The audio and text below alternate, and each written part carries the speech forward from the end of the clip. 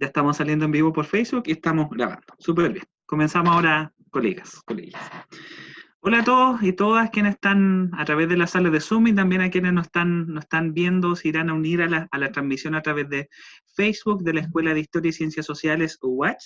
Sean bienvenidos a este conversatorio que se llama Desafíos a la práctica pedagógica del profesor o profesora de Historia y Ciencias Sociales en la actual crisis sanitaria, ¿ya? Este conversatorio nace desde la iniciativa de nuestros colegas del eje de práctica, desde la coordinación de prácticas de nuestra carrera de la Escuela de Historia y Ciencias Sociales, y amablemente también, y con todo gusto, desde el equipo de dirección de escuela también apoyamos la iniciativa, ¿ya? Además, contamos con el apoyo del proyecto de formación inicial docente y la Facultad de Filosofía y Humanidades, que son nuestro alojo institucional, ¿ya? Como estaba conversando, esta instancia de diálogo, esta conversación, tiene por objeto pensarnos, repensar y también pensar las posibilidades, ya plantear las posibilidades de la enseñanza, del aprendizaje, de las dinámicas de la historia y las ciencias sociales, ¿ya? Y la dinámica de la historia y ciencias sociales no solamente vista desde un quehacer externo, sino bien lo hablaba el equipo de práctica, Jessica, Jorge y también Patricio, que tiene que ver con el quehacer pedagógico también, en estos tiempos tan complejos, donde todos estamos enfrentando cambios metodológicos, distintas dinámicas a las que no estábamos acostumbrados, ¿ya? Cabe destacar que hoy vamos a compartir con 3 panelistas, ¿ya? Claudia Guarda, profesora de la Escuela Chile, le damos la bienvenida también, la saludamos. Nicole Nielaf, también profesora del Colegio Nuestra Señora del Carmen, también la saludamos. Hola Nicole. Y también Pablo Gerter, profesor del Liceo Armando Robles Rivera, todos profesores de Historia, Ciencias Sociales y Geografía, también para incorporar la reflexión de la triple disciplina. Ahí. Vamos a estar moderando, ya en conjunto con la profesora Jessica Carrasco, que es la coordinadora de nuestras prácticas, y también por su intermedio nuestros colegas Jorge y Patricio, que también son parte del equipo, ¿ya? La dinámica, antes de darle el paso a nuestra colega Jessica para que nos hable un poquito de la iniciativa, va a ser la siguiente. Van a tener 15 minutos por expositor para dar cuenta de las principales reflexiones. Yo les voy a avisar, espero que nadie lo tome personal, cuando lleguemos al tiempo, para que dejemos espacio también para las preguntas y para la dinámica de diálogo, ¿ya? Así que eso, Jessica, te doy el espacio, luego me lo devuelves para moderar. Bien, pues, bueno, primero que todo yo quisiera agradecer esta instancia, saludarles a todos y a todas muy, muy cordialmente, agradecer que estén presentes acá en esta fría tarde en que nos encontramos precisamente para poder pensar en conjunto. Yo creo que una de las principales, quizá, o los principales desafíos de este tiempo en que nos hemos visto bien complicados en general, es poder volver a reconstruir la comunidad, a pensarnos ya no solo como profesores, profesoras individuales, sino que como parte de una comunidad educativa que además dialoga con las demás comunidades educativas en pos del mejoramiento de la educación de todos y todas, y de abrir un poco esta segregación en la que precisamente viven nuestros niños y niñas. Uno de los objetivos principales de volver a reconstruir esta comunidad no es solo la reflexión conjunta, sino que podamos de aquí para adelante, ojalá, ¿no es cierto?, poder conversar y que más allá de la crisis también y de la pandemia, para ayudarnos entre todos y todas, porque hoy, de hecho, creo que precisamente las evidencias dan cuenta de que esa es una de las necesidades fundamentales de parte de la coordinación de práctica, y en conjunto con la Escuela de Historia han sido conversaciones que han sido fundamentales para poder repensarnos desde precisamente el aporte que puede hacer nuestra disciplina a pensar no solamente el momento histórico que vivimos, sino que cómo construimos para adelante, ¿no? Así que quisiera también contarles que otro de los principales objetivos de estas reflexiones y de estos encuentros es poder fortalecer la comunidad de profesores guías de los cuales nosotros estamos profundamente agradecidos, dado que necesitamos como escuela y también como coordinación de prácticas también, fortalecer ese diálogo continuo para trabajar como coformadores, para seguir avanzando juntos y juntas, y que ojalá este sea, ya no es el inicio, porque llevamos mucho tiempo conversando, mucho tiempo trabajando juntos, pero siempre falta, ¿no? Siempre tenemos la posibilidad de fortalecer ese vínculo.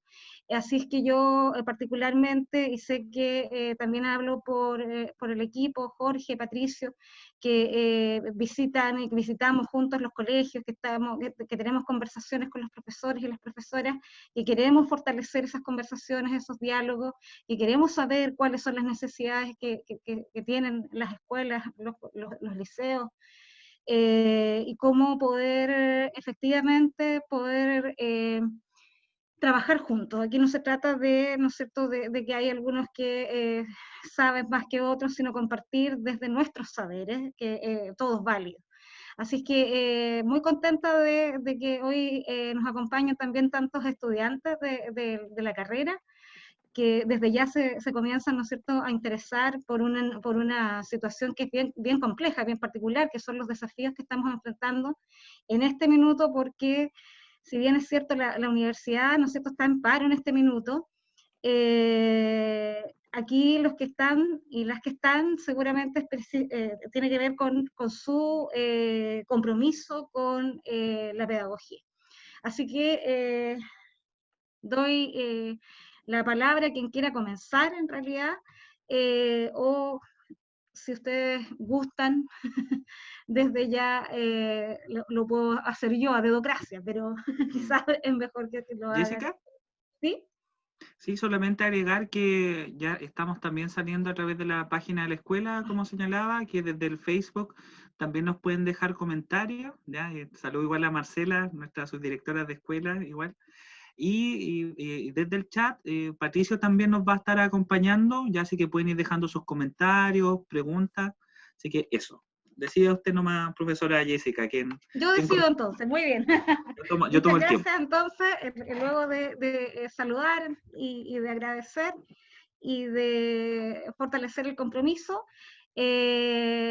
quisiera darle la palabra a Claudia Guarda de la Escuela Chile, para que nos cuente un poquitito cómo ha sido, ¿no es cierto?, este tiempo en que, como todos ustedes saben, los profesores y las profesoras de aula sí estamos trabajando y sí estamos intentando hacer de todo para que la educación tenga algún sentido para nuestros estudiantes y nuestras comunidades educativas. Así que Claudia, muchas gracias por estar acá y tienes el micrófono por 15 minutos. Bueno, primero que todo, buenas tardes a todos. Muchas gracias por la invitación a la coordinación de prácticas y a la carrera de Historia de la Universidad Austral, de la cual también soy o fui estudiante. Bueno, siempre es un agrado esta instancia de poder compartir las experiencias que uno vive, porque pese a que todos somos profesores de historia o algunos de ustedes están por serlo, el espectro al que nos enfrentamos al salir al mundo real es súper amplio. ¿Ya? Yo estoy en la Escuela Chile hace un poco más de 2 años, es una escuela básica, emblemática, y es una escuela que queda en pleno centro de Valdivia, y eso tiene un componente bien particular en este contexto, porque todos sabemos que el tema que estamos enfrentando ahora de las clases virtuales o del intento de mantener a nuestros niños conectados al mundo de la enseñanza y del aprendizaje, empezó un poco antes, ¿cierto? Empezó más o menos desde octubre del año pasado, y en el caso particular de nuestra escuela, como estamos en pleno centro de Valdivia, nos vimos enfrentados a un alto ausentismo, a la inconstancia de niños que venían, no venían, estaban media jornada en la mañana, luego ya no los teníamos. Entonces debo decir con mucho orgullo que la escuela tuvo la rápida reacción de tomar en sus manos este asunto de cómo programar el trabajo con los niños de manera que pudiéramos dar término al proceso del año pasado. Fue así como a partir de la unidad técnica se empezó a organizar la priorización de los objetivos con los cuales nosotros íbamos a poder concluir el año y tratar de inyectar aquellas cosas que quedaban pendientes en la planificación de lo que iba a ser este año. Y bueno, en marzo nos pilló ya con 2 semanas de clase y luego empezó la suspensión y hubo que reactivar todo ese proceso de reorganización nuevamente. Lo hemos conversado, de repente uno siente que la reacción del ministerio fue un poco tardía, ¿cierto? En el momento, sabíamos que esto no era de corto aliento, uno podía ver lo que estaba pasando en otros lugares del mundo a partir del COVID, y era un poco iluso pensar que en mayo la situación de la escuela se iba a normalizar, porque aunque se hubiera intentado el retorno a clases, probablemente la convocatoria iba a ser muy, muy menor. Nuestro contexto es una escuela de alta vulnerabilidad y la verdad es que así como el espectro de escuelas es amplio, el espectro dentro de la escuela es bastante amplio también. Nosotros tenemos desde familias con padres con alto nivel de escolaridad, incluso profesionales universitarios, hasta padres que tienen una muy baja escolaridad. Y ahí es donde estoy hablando de escolaridad básica incompleta. Y ahí es donde también uno tiene que ponerse a pensar en cómo instalar estos objetivos curriculares que ha priorizado ahora el Ministerio y que nosotros ya veníamos priorizando desde antes, porque por más que uno trate de llegar a la casa, y hemos hecho muchos esfuerzos, todos los que están al alcance de nuestras manos, se hace difícil. Nuestro espectro socioeconómico también es súper amplio. Y es ahí donde cuando se habla del tema de la conectividad, se hace complejo. Recién lo conversábamos un poquito antes de entrar, digamos, porque una cosa es cuantificar cuántos niños o cuántas familias tienen un computador, otra cosa es cuantificar cuántas familias tienen acceso ilimitado a internet, cuántos usan recarga para poder conectarse, y con cuántas personas dentro del hogar se comparte el acceso a esa conectividad, que también es complejo porque tenemos familias con 5 hermanos, donde tal vez hay un computador, donde tal vez ahora hay acceso a internet con un plan de datos que tiene un límite de tiempo. Entonces, ¿cómo se prioriza dentro del hogar ese acceso a la conectividad? Bueno, volviendo al tema del currículum, nosotros se hizo este trabajo de priorización. Cuando llegaron los objetivos priorizados del Ministerio, fue súper grato darnos cuenta que coincidíamos prácticamente en un 90% de lo que nosotros habíamos proyectado como objetivos prioritarios y que estábamos trabajando bien en términos generales, en particular en la asignatura de Historia, que coincidíamos plenamente con lo que se había propuesto por parte del Ministerio. Sí debo comentar que al principio empezamos trabajando prácticamente con el mismo horario de la escuela. Si teníamos 2 clases a la semana, 2 guías de trabajo a la semana, se enviaban por WhatsApp. Yo les voy a citar un ejemplo en particular. Yo tengo una jefatura en séptimo básico, en mi curso había solamente 4 niños con acceso a internet cuando pasó todo esto. ¿Ya? Tenían celulares, pero celulares con ¿cómo se llama? Con recarga. Ellos, muchos utilizan los celulares solo para jugar y los utilizaban en la escuela porque ahí tenían acceso al Wi-Fi. Entonces fue primero el tratar de mantenernos en contacto con las familias, buscar las formas de hacerlo, y luego, por ser séptimo básico y producto del adelantamiento de la entrega de los computadores por parte de la JUNAER, hoy día puedo decir que un 85% de mi curso está conectado porque hay niños que viven en zonas rurales donde la señal no llega, donde la señal del módem que les entrega el Ministerio, que en este caso es Movistar, tampoco les permite estar conectados. Bueno, se fue bajando la cantidad de actividades por semana. Después ya priorizamos una actividad por semana por asignatura. Esto se comenzó a hacer bastante complejo para las familias que, por supuesto, se vieron colapsados. Muchos de nuestros apoderados también han vivido las otras consecuencias de esta pandemia y del tema social que estamos viviendo como país, que es el haber perdido el trabajo. Entonces las prioridades obviamente dentro del hogar cambian. y eso hizo que también hubiera un colapso emocional, que las familias recurrían a nosotros como búsqueda de un apoyo o una forma para salir adelante. Yo estoy mezclando un poco los temas que se plantearon al hablar, pero dentro de los desafíos, no está, para nosotros como profesores de la educación pública, no está solamente el preocuparnos de nuestra asignatura o de cómo instalar los objetivos curriculares dentro de nuestros estudiantes, sino que también aprender cosas que van más allá, como por ejemplo cómo repostular a la ficha de protección social de nuestras familias. ¿Se fijan? Porque piden, las familias recurren a uno como un orientador para resolver otra serie de problemáticas, desde temas de salud, de dónde consigo una enfermera, de qué tengo que hacer con este proceso, o sea, qué procedimiento tengo que llevar a cabo para conseguir esto, etcétera, etcétera, etcétera. Entonces ha sido por una parte una instancia muy bonita porque nos ha permitido generar este es el concepto romántico del profesor, ¿cierto? Que nos ha permitido generar un acercamiento, nos ha permitido entrar a la casa de nuestra familia. Muchas veces no lo hacemos, no lo logramos porque el tiempo nos consume, cuando las condiciones son normales, entre comillas, pero ahora en cierto modo hemos estado obligados, ¿ya?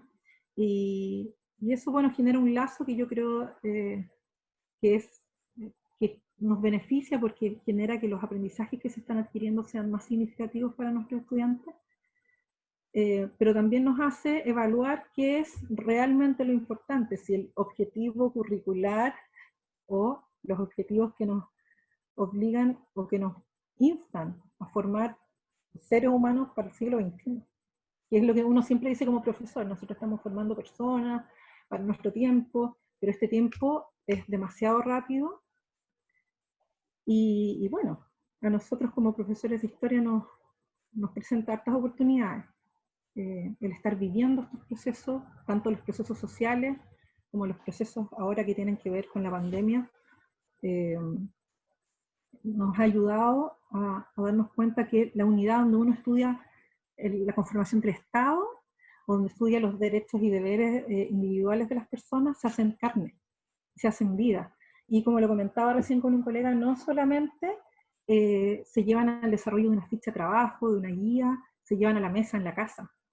Porque hoy que los padres están obligados un poco a estar con los niños para poder apoyarlos en el desarrollo de sus tareas, estos temas se transforman en temas de sobremesa. Esperamos que así sea, ¿no?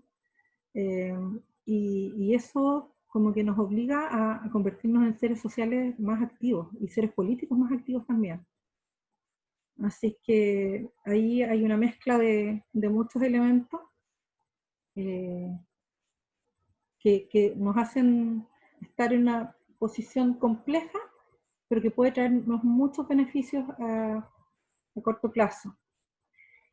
Ahora, en cuanto a los profesores, sí, estamos todos en la misma, nos pidieron de un día para otro asumir una responsabilidad y un desafío enorme, porque también hay que empatizar con los colegas y ver cuántos de nosotros teníamos la conexión ilimitada desde la casa y cuántos solamente utilizaban el internet de la escuela, cuántos han tenido que contratar un servicio para poder mantenerse conectados con los alumnos.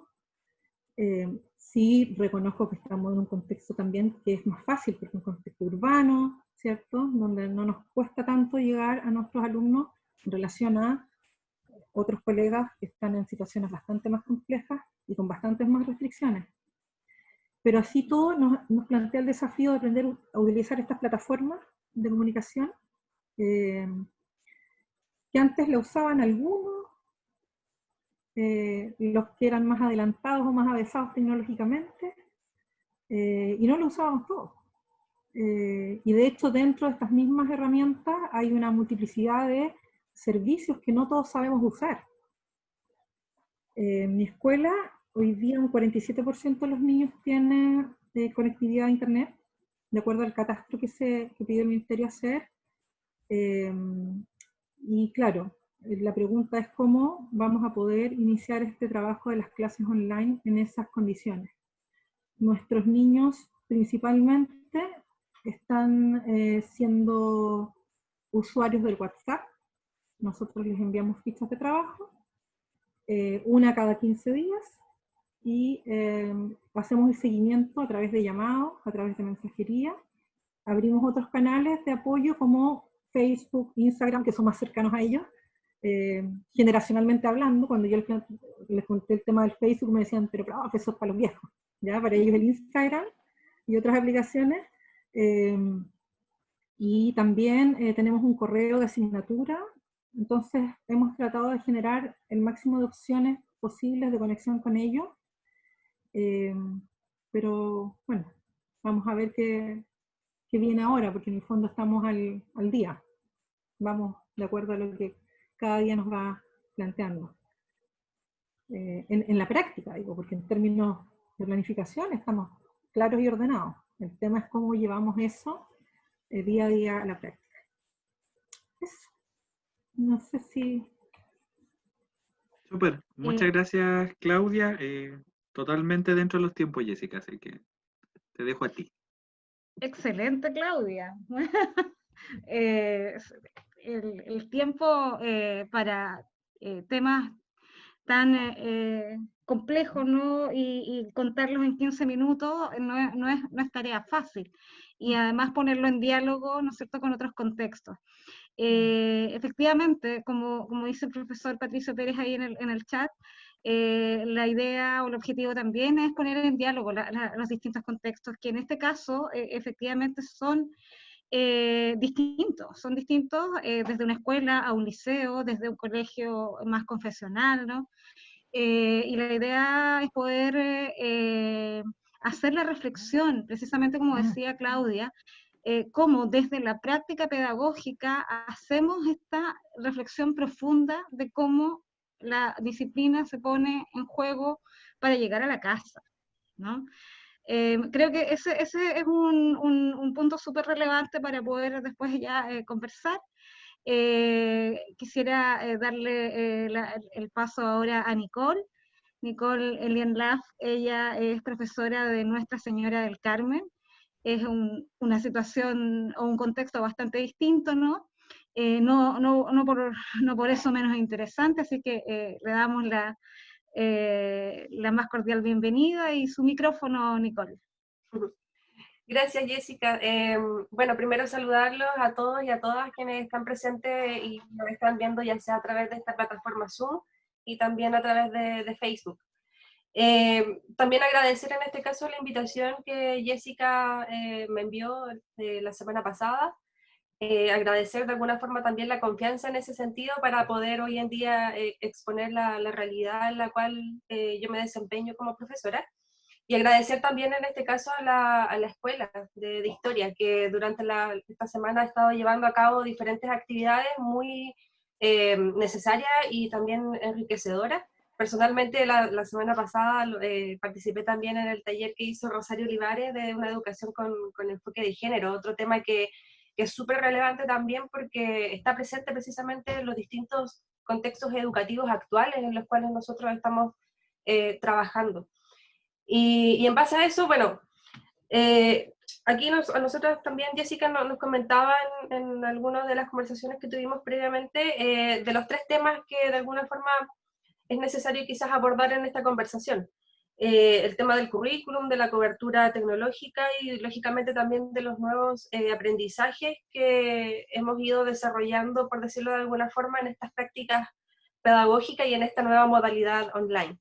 Voy a tratar de referirme a estos 3 puntos y si es que queda tiempo, incluso quizás yo, no sé, me imagino que en la conversación quizás irá a salir también un 4º tema que me parece súper interesante, que igual se visibilice mucho más, que es el tema emocional también, frente al cual nos estamos enfrentando hoy en día los docentes de distintos contextos educacionales y que también se ha puesto de manifiesto de alguna forma.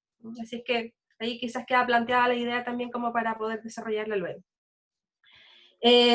Respecto de lo que implica, digamos, el currículum, bueno, a todo esto quizás voy a mencionar varias cosas muy similares a lo que ya mencionaba Claudia, que aprovecho igual de saludarla. Bueno, Claudia y Jessica, mis 2 grandes profesoras que tuve en la universidad y que ahora somos colegas, por lo demás. Y bueno, curricularmente hablando, yo debo decir, bueno, hago clases en el colegio que mencionaba Jessica, en Nuestra Señora del Carmen, me desempeño en la enseñanza media principalmente, Y si tuviera que resumir cómo se ha hecho la implementación del currículum, la verdad es que prácticamente yo no he hecho clases efectivas en base al currículum desde octubre. La verdad es que el tema del contexto social, como ya sabemos todos y todas, ¿cierto?, ha repercutido en los distintos espacios, digamos, a nivel nacional. Nuestra región, nuestra ciudad, lógicamente que no estuvo exento de aquello. Y bueno, tuvimos a partir de octubre diferentes manifestaciones que lógicamente llevaron a que se suspendieran clases durante días o incluso semanas, sumado a ello el toque de queda. Y la verdad es que a partir de ese contexto en particular, no logramos volver a una normalidad. Y normalidad lo digo entre comillas porque fue una palabra que incluso a partir del año pasado se hablaba mucho de cuál es esa normalidad.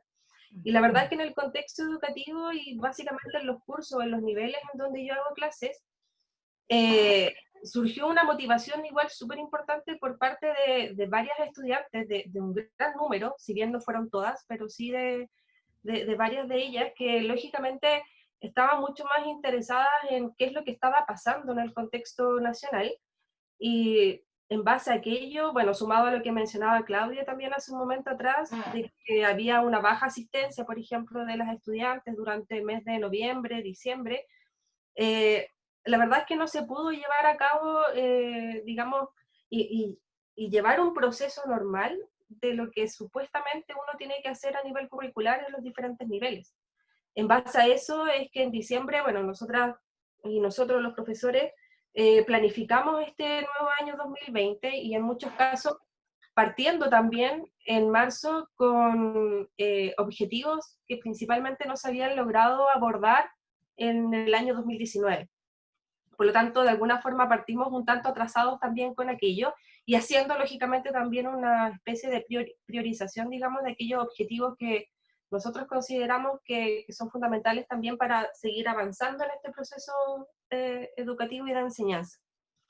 Partiendo de esa base, bueno, llegamos a marzo y estuvimos ni siquiera 2 semanas, porque las chicas recuerdo que entraron un día miércoles, estuvimos una semana y media de clase. Con algunos cursos alcanza a tener 2 clases, una clase, y que básicamente en la práctica es como nada más allá de presentar el panorama general del año. Y luego, bueno, nos encontramos hasta el momento, ¿cierto?, con estos 3 meses básicamente de confinamiento, que lógicamente también ha traído diferentes repercusiones, porque, y aquí quizás hablando y pasando un poco al tema de la cobertura tecnológica, partimos también de esa base, o sea, en el fondo nuestro colegio también realizó un catastro hacia nuestros estudiantes. Bueno, cabe decir también que el colegio tiene desde el prekinder hasta cuarto medio, son más de 1.200 estudiantes, y la verdad es que si bien a lo mejor en cuanto a porcentaje de conectividad, no había como mayores problemas, aún así, a mi parecer, aunque haya una estudiante que no tenga conectividad, ya estamos hablando de que estamos en una instancia de desigualdad. Por lo tanto, si bien en algunos cursos había, digamos, mayores problemas en cuanto al acceso a Internet, yo creo que el problema mayor se genera, y como bien lo mencionaba Claudia también antes, en qué equipos tienen precisamente nuestras y nuestros estudiantes para poder conectarse eventualmente a estas clases virtuales. Yo también soy profesora jefe de un segundo medio, tengo 38 estudiantes en aquel curso, y la verdad es que igual me encontraba con diferentes situaciones. Las estudiantes, por ejemplo, me comentaban algunas, o incluso algunos apoderados que me mandaban correos electrónicos o incluso el WhatsApp, que ahora, bueno, personalmente no soy en un contexto de normalidad, digamos, no soy de que mis estudiantes me hablen al WhatsApp, pero hoy en día se ha vuelto como la herramienta más rápida y eficaz precisamente para mantener un contacto tanto con ellas como también con nuestros apoderados. Y en base a eso, varios me comentaban las situaciones que vivían, o sea, tengo estudiantes que son 3 o 4 hermanos, o incluso más, algunos que están en la universidad, algunos papás que están haciendo mamás igual teletrabajo en sus casas y a veces cuentan solo con un computador y por lo tanto tenían que entrar a esa priorización, o sea, ya tienen clases los 4 estudiantes al mismo horario, los 4 hijos, pero pucha, démosle la prioridad a la hermana o al hermano que está en la universidad. Entonces sí quedaban, digamos, los otros hijos, digamos, un poco aparte del uso de estas tecnologías. En base a eso es que, bueno, el colegio también ha brindado diferentes instancias como para apoyar también esas diferentes situaciones, que podríamos estar más de 15 minutos, como decía la Jessica, hablando acerca de esto, pero el colegio, bueno, contando con ese contexto en el fondo, que hay muchas dificultades, ha facilitado en algunas instancias, por ejemplo, algunas familias, el acceso a algún computador, ha facilitado la idea de poder imprimir, por ejemplo, el material, sobre todo aquellos estudiantes que lo necesitan, y así hemos estado, digamos, con esta dinámica donde básicamente la conectividad, que pareciera ser que en el 2020 es algo a lo cual todos tenemos acceso, yo creo que con esto de la pandemia en particular queda de manifiesto que claramente eso no es así. ¿Ya? Es decir, faltan todavía mucho que avanzar en ese aspecto. Lo que igual comentaban aquí a través del chat, Patricio, lo que comentaba Jessica hace un momento también, o sea, se pone de manifiesto igual el hecho de que, claro, nosotros estamos en una zona urbana, pero ¿qué pasa también con aquellas otras zonas que básicamente no tienen este tipo de conectividad? Ahora, en base a eso, pasamos también al otro punto, el hecho de los nuevos aprendizajes para el desarrollo de las prácticas pedagógicas, y ocurre algo muy similar también a lo que menciona Claudia. Para poder llevar a cabo todo este proceso, lógicamente que nosotros como profesores y profesoras hemos tenido que adaptarnos al uso de nuevas tecnologías. Y eso también ha traído diferentes complicaciones y dificultades incluso, porque lógicamente que la mayoría de nosotros estamos adaptados o hemos sido preparados, digamos, en nuestro proceso de formación para estar precisamente en el aula. Y quizás usamos, digamos, el tema de las plataformas virtuales, cualquiera sea de ellas, ¿cierto? Pero es en menor medida, pero ahora básicamente nuestro trabajo está a través de una pantalla. Entonces, eso igual ha traído diferentes complicaciones, o sea, yo creo que a lo mejor para algunos se nos ha hecho un poco más fácil. En mi caso en particular, por ejemplo, igual me he tenido que adaptar y he ido aprendiendo en la práctica durante estos meses a utilizar estas nuevas plataformas, y lógicamente que lo mismo pasa con nuestras estudiantes. Yo creo que a diferencia quizás con otros niveles de básica o de prebásica, en enseñanza media, podría decir que nuestras estudiantes son mucho más autónomas, y eso lógicamente que también nos ha facilitado, por decirlo de alguna manera, un poco más el acercamiento con ellas y el poder trabajar de una manera un poco más dinámica también con ellas en general. Pero lógicamente que también hay otras realidades, o sea, en el colegio uno escucha también lo que pasa, por ejemplo, con las más pequeñas, en prebásica o en básica, en donde no saben leer ni escribir y lógicamente necesitan estar acompañadas del papá o de la mamá en las clases. Eso ha generado también que las diferentes educadoras, por ejemplo, tengan que dividir incluso una clase de, no sé, 30 estudiantes en 3 secciones diferentes. Entonces, la verdad es que esto ha traído también mucha carga a la vez a nivel laboral. Yo igual, bueno, estoy trabajando en este contexto, he conocido por comentarios que me hacen algunas colegas y amigas que trabajan en otras realidades educativas, y a veces pareciera ser que hay otros colegios que están como con una carga laboral mucho más grande quizás que la que estoy viviendo yo, pero no por eso también es menos agotador y cansador en la práctica, digamos. Acá el colegio, bueno, al principio optó también por enviar cada asignatura, digamos, una guía de trabajo por semana.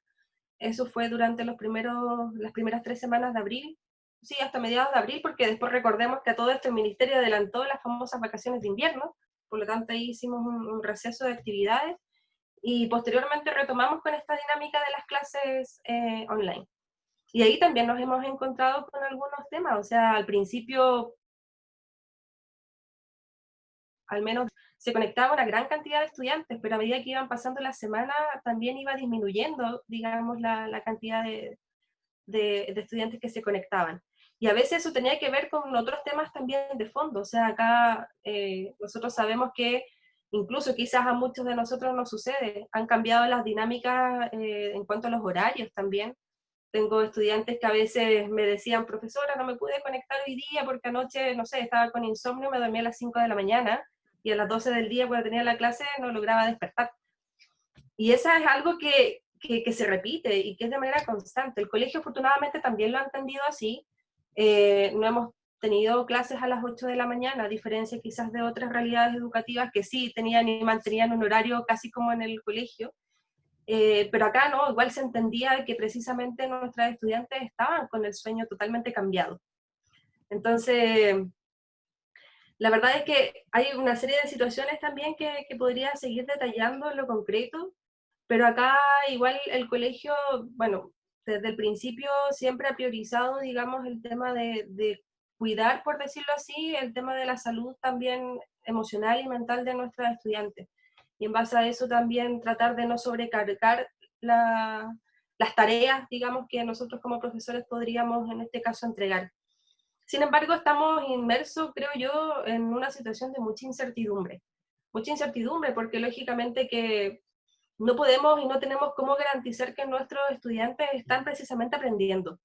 La verdad es que eso en ocasiones, de manera muy personal lo digo, incluso nos crea un tanto de frustración, porque en el fondo, claro, yo puedo enviar mucho material, puedo hacer después mi clase de retroalimentación, puedo estar disponible, digamos, resolviendo dudas, porque uno se despierta en la mañana, ve la bandeja de entrada del correo y hay muchos correos de apoderados, de estudiantes, profe, que no entendí esto de la guía 1, una guía que envía a fines de marzo y me están preguntando ahora en junio, o sea, eso quiere decir que en el fondo de a poco o nada han podido trabajar nuestras estudiantes también, y se entiende, lógicamente. O sea, yo tengo estudiantes que incluso han tenido que asumir labores, digamos, de cuidado de sus hermanos pequeños, porque los papás tienen que seguir trabajando. Entonces, la verdad es que hay muchas cosas, muchos temas, muchos puntos que sería súper necesario y quizás van a salir también en la conversación que vayamos a tener posteriormente, pero bueno, en honor al tiempo y porque tengo mi cronómetro aquí, sé que me quedan pocos segundos.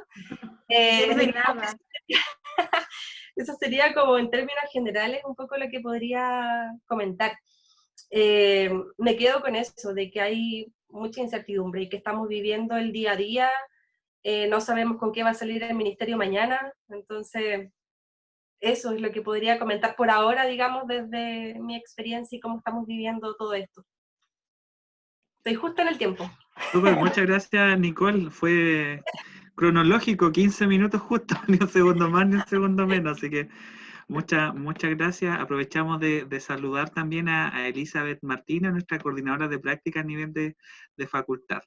Volvemos al estudio, Jessica. Esto es como una transmisión de televisión.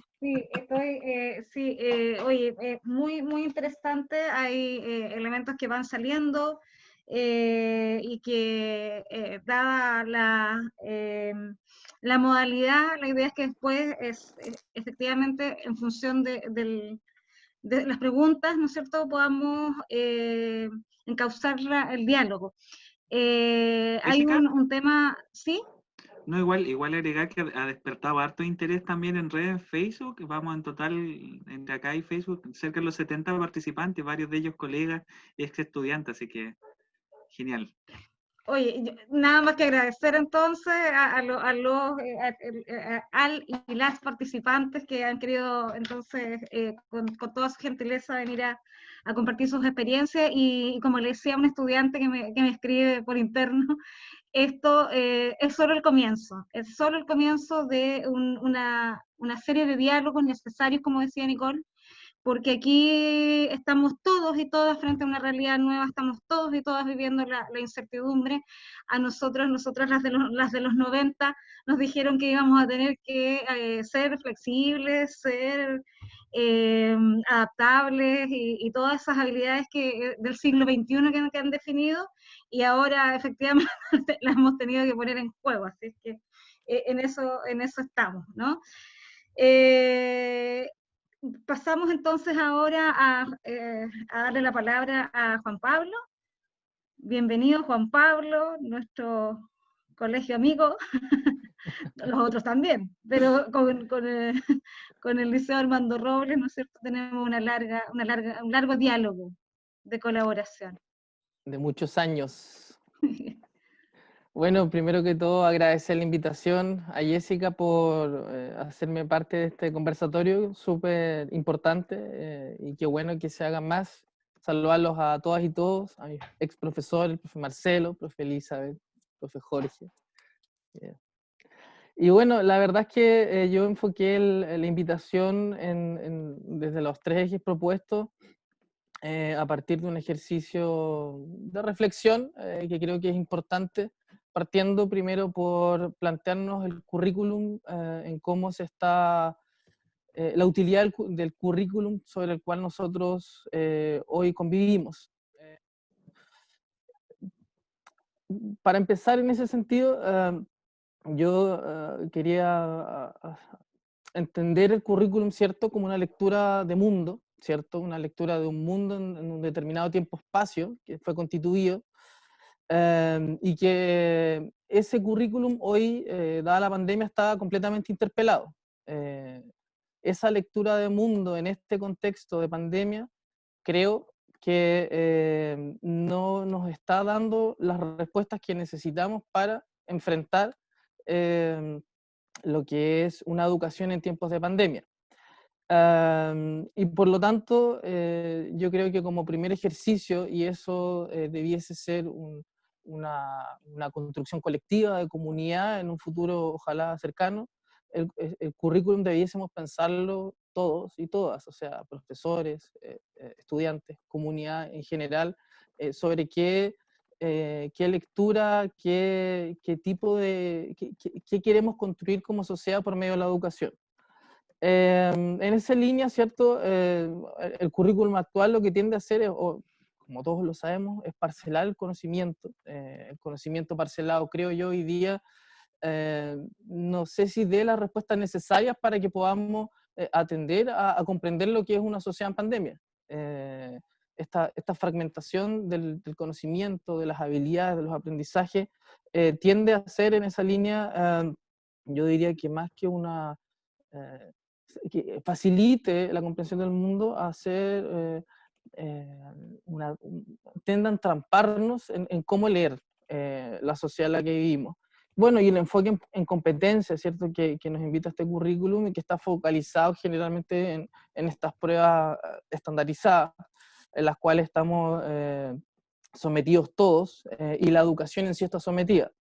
Bueno, en esa línea es que la priorización que hace la unidad de currículum y evaluación del Mineduc, a la cual todos tuvimos que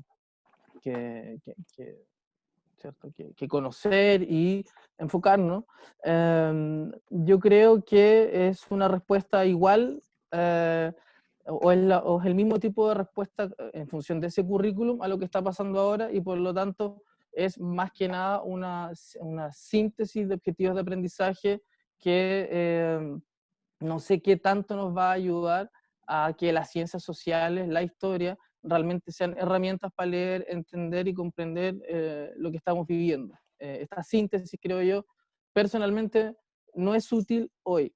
Obviamente uno lo tiene que hacer, lo debe hacer por las disposiciones que vienen desde más arriba. Pero personalmente creo que no, a los chicos hoy no les significa nada desde sus casas, o muy poco les significa, si es que obviamente no está a la mano de nosotros intervenía para poder situar esta contextualización. Entonces, en esa línea, yo diría que tenemos esta propuesta de la unidad de currículum y evaluación por un lado, y por otro, ¿cierto?, una cuestión netamente material. Una de las cosas que me parece importante de esta priorización con respecto al currículum es que entiende de que en Chile hay un nivel de desigualdad material extremadamente grande, cuestión que obviamente todos sabemos, y que en ese sentido la priorización del uso del libro didáctico, si uno se pone a revisar en detalle este documento, aparece mencionado varias veces, o sea, que utilicemos el texto educativo. Y en ese sentido podemos entender el texto como el objeto educativo material o didáctico más democrático que hay hoy día a la mano de todos nosotros, porque está al alcance de todos. Internet hoy día no es democrático, pero sí el texto de estudio es democrático. Entonces también esta cuestión yo creo que hay que tomarla en cuenta. En esa misma línea, ¿qué aprendizajes podemos tomar? Yo esta pregunta, nuevos aprendizajes, ¿qué aprendizajes podemos tomar de esta experiencia? Bueno, en primer lugar, ¿cuál es el rol de las tecnologías? Las tecnologías permiten reemplazar la escuela. Yo creo que lo primero que nosotros tenemos que, personalmente, lo primero que uno debiese tener presente es que las tecnologías bajo ninguna circunstancia, por más clases Zoom, Google Meet, etcétera, que se tengan, no reemplazan la escuela. La escuela es irreemplazable y es el sistema de transmisión de cultura más democrático que hemos creado como sociedad a lo largo de nuestra historia. Con todos los defectos que tiene la escuela, ¿cierto? Con todas las características que la podamos significar, la escuela, en la medida que se ha ido expandiendo, perdón, ha sido la institución más democrática para esa transmisión de cultura, escrita en estas circunstancias. Por lo tanto, yo creo que esa es una primera reflexión personal muy importante. La escuela, cuando volvamos, va a ser sin duda un espacio de reencuentro emocional, de aprendizaje. Queda claro que los aprendizajes en la escuela son, sin duda, significan a los estudiantes, significan a los profesores, en fin. Y por lo tanto, ¿qué aprendizajes uno podría tomar de todo esto? Bueno, es que, no sé si a algunos, yo creo que a la mayoría de los colegas que hemos estado en las escuelas, ¿cierto?, les ha pasado, es que el liceo o las instituciones de educación son los grandes articuladores territoriales respecto a, entre otras cosas, asistencia social. O sea, hoy día la escuela, a través de la JUNAEP, por ejemplo, al liceo llegaron 560 cajas de alimento del gobierno, y fueron a la escuela porque la escuela es el gran nexo territorial que hay en las comunidades y que son sin duda instituciones que tienden a dar asistencia no solamente en la educación formal, sino también en las necesidades materiales, primarias, si se puede decir, de la familia de los estudiantes. Por lo tanto, yo diría que este proceso que hemos estado viviendo, en la cual personalmente creo e insisto que el currículum debe ser interpelado, y debe ser interpelado también en algo que no sé si yo creo que a todos nos ha pasado, pero por ejemplo, este formato clases online, en el cual se nos ha dicho, también está la priorización del Mineduc, que es formativa, ¿cierto? O sea, las clases son formativas ahora. ¿Y qué significa eso? Que ya no hay como mediación la nota. La nota ya nos corre en el proceso de aprendizaje.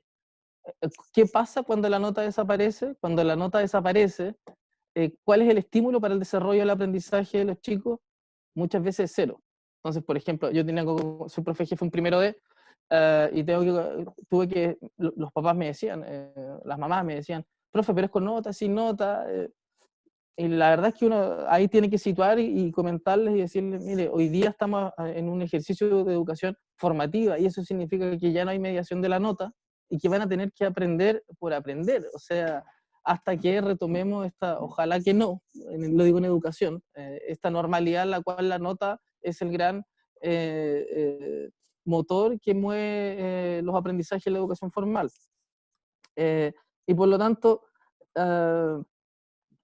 nos ha obligado un poco a cambiar la relación de los estudiantes con el aprendizaje. Quizás probablemente por eso muchos estudiantes dejen de estar interesados en las clases online, ¿cierto? Pasa un tiempo que participan, pero después dejan de participar. ¿Por qué? Porque, profe, no tiene nota, ¿para qué voy a participar? Si no. no hay ningún tipo de recompensa detrás de ello. Y bueno, en esa línea, y ya pasando al último punto, espero no haberme pasado en el tiempo, he tratado de hacerlo lo más, tratar de sintetizar lo más posible, es que así como el libro es, creo yo, el libro didáctico, es el dispositivo didáctico material más democrático que tenemos, Internet es el menos democrático por todo lo que ya se comentó. Y en el caso del liceo, nosotros vivimos eso de manera bastante compleja. Son aproximadamente 800 estudiantes, 225 no tienen acceso hoy día a las clases, a lo que van a ser las clases remotas de aquí a la próxima semana. Y eso nos ha significado que vamos a tener que trabajar con el sistema que se está llevando desde marzo, que es un sistema de portafolio, y también con un sistema telemático. Bueno, y por otro lado, yo diría que en lo que tiene que ver con cobertura tecnológica, hoy día lo conversamos, de hecho, en reunión gremial con los colegas. Muchos profesores también tienen, hay brechas digitales que están instaladas y que no se han logrado atender, y se ha supuesto de que todos los profesores manejan con total destreza lo que significa usar estas herramientas, y hay profesores que están con temor, con mucho temor a enfrentarse a lo que es una educación online. Entonces, esta cobertura tecnológica obviamente es un salto cualitativo en términos de cómo se generan los aprendizajes, o un tipo de conocimiento que a los profesores nos desafía, pero también yo creo que nos sitúa en el hecho de que la escuela es irreemplazable, o sea, la escuela no, como gran transmisora de cultura, ¿cierto? Y la cultura es en sí el sistema de creencias y de técnicas que como seres humanos nos hemos dado. Eso se hace desde la convivencia, y eso se hace desde espacios que nos hemos dado como sociedad para eso, y en ese sentido tenemos nuestras instituciones educacionales. Básicamente eso. Muchas gracias. Súper, muchas gracias, Juan Pablo. También súper agotado con los tiempos, ¿ya? Jessica, si quieres hacer algún comentario de cierre antes que empecemos la parte de participación. Sí. Primero, bueno, la gratitud y la reflexividad que emerge de la cantidad de temas que aparecen acá para poder profundizar. Nosotros pensamos en un primer encuentro en un panorama muy general, ¿no? Y la idea precisamente era recoger aquellos elementos que dieran cuenta de necesidades de profundización, de pensarnos desde la práctica pedagógica, como profesores de aula, que conversamos y dialogamos con la universidad. En este momento creo que estamos haciendo universidad de una manera muy potente desde también la concepción de universidad, ¿no? Ese es un elemento que me parece fundamental, la significatividad de la escuela. Aquí apareció un elemento que a mí me parece relevante, porque pareciera ser, ¿no?, que esta institución estaba muy mal catalogada, ¿no? Y ahora parece que toma otra relevancia con unos nuevos, o no sé si nuevos, con una visualización de cuál es el rol de la territorialidad de la que hablaba Juan Pablo, la necesidad de contextualizar el currículum, de que la educación, y eso lo hemos conversado, acá hay una malla innovada incluso hoy, donde se parte precisamente reconociendo que lo primero que tenemos que hacer como profesores es saber observar la realidad que tenemos, el territorio que habitamos, el territorio que habita la escuela, y desde ahí trabajar ese currículum, no como mapa, sino como territorio, parafraseando un texto de Carlos Calvo. Así es que yo creo que acá espero que este sea solo el inicio de una conversación mucho más extendida en el tiempo, y por qué no decirlo, tú hablabas, Juan Pablo, o comentaste que habías tenido una conversación gremial, también ponerla ahí, ponerla en el gremio, ¿no? Por todos estos temas. No olvidar nuestro rol político, que la educación es en sí una acción política, por lo tanto, lo que estamos haciendo también es político en este momento, una acción, como decía también la Claudia, ¿no? Desde el rol social que tenemos, ¿no? Así es que eso es como la síntesis que me queda entre muchas otras cosas que fui anotando, porque yo creo que me quedan las puras ganas de seguir nomás. Claudia me pedía, antes de dar la palabra, me pedía por interno que necesitaba plantear algo. Por favor, Claudia. Perfecto, como me queda un minuto. No, la verdad las cosas Que te sobró. Es retractivo. Claro, a Nicole y a Juan Pablo, y la verdad es que me quedo dando vuelta a un punto que no hemos logrado abordar, que es el tema precisamente, Juan Pablo lo mencionó, del decreto de evaluación, que nos habla hoy día de un proceso de evaluación formativa, y que se presenta también como una oportunidad en este contexto de entregarles herramientas a los niños para que puedan ellos también aprender a evaluar su desempeño. Juan Pablo decía igual el tema de lo lejano que pareciera estar el currículum de nuestra realidad, pero creo que también es una oportunidad para nosotros como profesores de historia traer esa realidad al contexto actual, la realidad de otros tiempos, lo que siempre se nos dice en historia, desde lo cercano a lo lejano, ¿cierto? De lo que los chicos están experimentando y viviendo a cada momento, y vincularlo con otros procesos que se han dado antes también.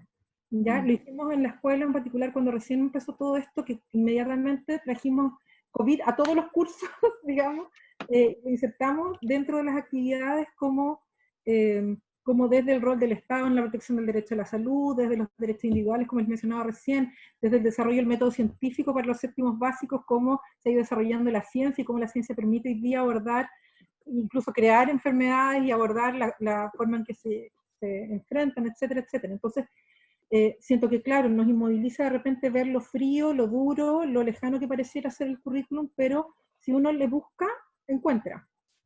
Y siempre tratando de meterse más que desde la mirada analítica del que mira desde arriba, de cómo lo ven los niños. O tratar de meterse uno, igual fue estudiante y nosotros no dejamos nunca de estudiar y de aprender, así que creo que igual es un desafío, nos interpela a nosotros, más que nosotros crear el currículum, somos nosotros los que estamos siendo interpelados hoy día para ver qué podemos hacer ahí. Y otro tema es que igual se presenta una oportunidad para fortalecer en los niños el desarrollo de la autonomía y del amor por el saber, que es una cosa que a veces pareciera que se nos olvida, porque la escuela se transforma para muchos en una tortura, en una obligación, en un deber, pero no en un derecho de poder crecer, aprender, ser mejores personas, y vuelve a ser un concepto súper romántico, pero es algo que los que amamos la pedagogía sabemos que es una bandera de lucha también, ¿ya? Así que esas tres cositas creo que se me habían quedado un poco en el tintero y las quería mencionar. Muchas gracias por el tiempo. Súper, Gracias, Claudia. muchas gracias, Claudia. Bueno, vamos a dar, Jessica, espacio ahora a las reflexiones, solamente señalar también agradecimiento para las distintas ideas. Creo que es muy importante lo que tú señalas, Jessica, también de accionar la dimensión política efectivamente que tiene el fenómeno del aprendizaje, la enseñanza, la bidireccionalidad y la necesidad de la reflexión constante. Nosotros creemos férreamente, lo hemos conversado con el equipo de escuela y también con nuestro equipo de prácticas pedagógicas, que este es el momento de accionar la complejidad de ser profesor de historia y ciencias sociales desde las distintas disciplinas, ¿ya? Esta dicotomía pedagógica disciplinar en estos momentos nos sirve, lo que estamos pensando acá, y efectivamente lo que nos desafía ahora es aplicar nuestros saberes históricos, geográficos, territoriales, de ciencias sociales, para comprender también la complejidad del momento. Entonces, por tanto, en un contexto de COVID o de pandemia, donde parece que florecen con mucha urgencia las ciencias duras, las vacunas, la solución, también nosotros como profesores y profesoras tenemos que decir que nuestro saber es necesario. O sea, hoy más que nunca saber historia, saber ciencias sociales es también un elemento crucial para la vida, para que los estudiantes comprendan lo que está pasando, para que puedan accionar saberes y que la historia, ciencias sociales y geografía no tiene sentido si lo entendemos solamente como un saber erudito, alejado de la vida, sino que se activa en estos procesos, más que nunca, digamos, y hay una urgencia también por el saber. Bueno, algunos comentarios y enseguida doy la primera ronda de palabras también, desde Facebook.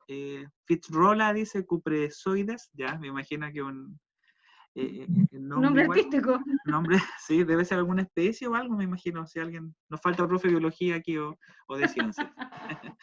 Bueno, dice... La fragmentación. Sí, lo voy a buscar.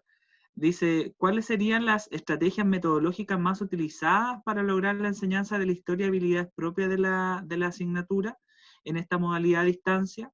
¿Cuál es la experiencia de los colegas? ¿Y cuáles serían los principales desafíos del retorno? ¿Ya? Vuelvo a repetir las preguntas para dejarla acá. Dice, ¿cuáles serían las estrategias metodológicas más utilizadas para lograr la enseñanza de la historia y las habilidades propias de la asignatura en esta modalidad a distancia? ¿Cuál es la experiencia que tienen ustedes como colegas y cuáles serían los principales desafíos al retorno? Y otro comentario desde Facebook también nos dice Claudio Andrés Enríquez. Saludo al profe Juan Pablo, gran colega, gran amigo, gran camarada boyanguero, dicen acá. Un abrazo a la profesora Claudia Guarda. Fui su alumno alguna vez y ahora somos colegas. Así que mandan saludos. Bueno, y Patricio va a seguir recogiendo los comentarios desde el chat. Doy espacio a las primeras 3 intervenciones, que ojalá sean breves para que pueda circular. Jimmy, ¿ya? Marcelo y Patricio. Se desmutean, ¿no? ¿Se escucha? Sí, súper. Muy buenas tardes a todos los profesores, profesoras, compañeros y compañeras.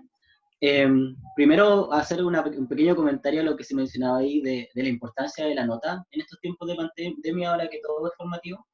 Yo creo que es un bonito ejemplo esta misma discusión que estamos teniendo ahora, porque yo veo varios compañeros y compañeras que sin estar en un condicionante de nota, igual están presentes, no solamente aquí dentro, sino también en el mismo chat de Facebook, lo cual es una buena señal, un tanto esperanzadora de la importancia que tiene el aprendizaje por sí mismo.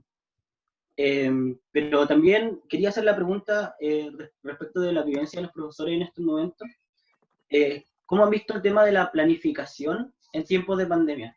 Porque, por ejemplo, yo soy apoderado y alumno de pedagogía y me llama mucho la atención que en los colegios en los que soy apoderado, los profesores mandan las planificaciones tal cual son.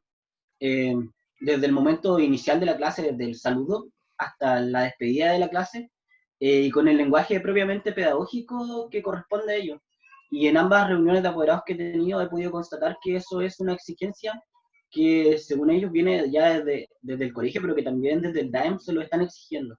Y me llama mucho la atención eso y quería preguntar cómo, si les está sucediendo lo mismo y si también, cómo podemos hacer la traducción de las planificaciones teniendo en cuenta que en este momento son los apoderados y apoderadas quienes están ayudando los procesos de aprendizaje en el interior de la casa. ¿Cómo hacemos esa traducción pedagógica de la planificación a un contexto de un lenguaje mucho más cercano o mucho más entendible? Súper, Eso. muchas gracias Jimmy. Marcelo y Patricio. Gracias. Hola a todas y a todos. Bueno, yo puse 2 links en el chat de aquí de Zoom. Después los voy a poner en el de Facebook también. Porque quería precisar mi intervención o preguntarles a los colegas y a las colegas, al colega y a las colegas que están participando de este seminario en torno a esas 2 cuestiones, digamos, y una tercera. La primera es a propósito que estamos hablando de las prácticas o desde las prácticas, ¿no es cierto?, esta propuesta que hace el Ministerio de Educación sobre los tutores para Chile, ¿no es cierto?, que es un modo de reemplazar las prácticas profesionales con estudiantes de pedagogía en distintos niveles que se hagan cargo de apoyar los procesos de aprendizaje de los estudiantes en las escuelas. Y para eso habría que firmar un convenio entre las escuelas y las facultades que forman profesores en las universidades de Chile. Eso primera cosa, no sé si estaban al tanto o no, y bueno, más o menos en breve comentarles que ese es el núcleo de lo que se trataría esta propuesta. Lo segundo tiene que ver con un informe de la Organización Mundial de la Salud, donde una de las miembros es del Consejo Asesor también COVID-19 de aquí y ex subsecretaria de Salud, que pareciera ser, por los rebrotes que han habido en el norte, en el hemisferio norte, pareciera ser que en Chile no se va a volver a clases durante todo el año, durante todo el 2020. Eso es lo que está, parece, recomendando la Organización Mundial de la Salud. Y eso obviamente supone una readecuación de muchas cosas, porque la mayoría estábamos pensando, o se estaba pensando, que un segundo semestre iba a poder ser con algunas condiciones de salubridad y, qué sé yo, con menor asistencia, repartiendo cursos, qué sé yo, se podía volver a cierta presencialidad.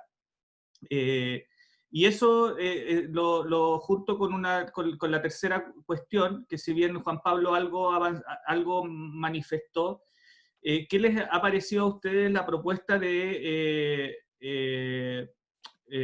priorización curricular que ha hecho el Ministerio para la asignatura de Historia, ¿no es cierto? Y cómo lo contrastan con la propuesta de nuclearización que hace el Colegio de Profesores, en función de, pareciera ser, ¿no es cierto?, que esta segunda propuesta está más cercana a algo que algunos hemos planteado, ¿no es cierto?, que lo que debería finalmente pensarse es en un currículum de emergencia a 3 años, digamos. Es decir, que se pudiera organizar un currículum escolar de aquí al 2022, que es algo que también estamos pensando incluso en la universidad.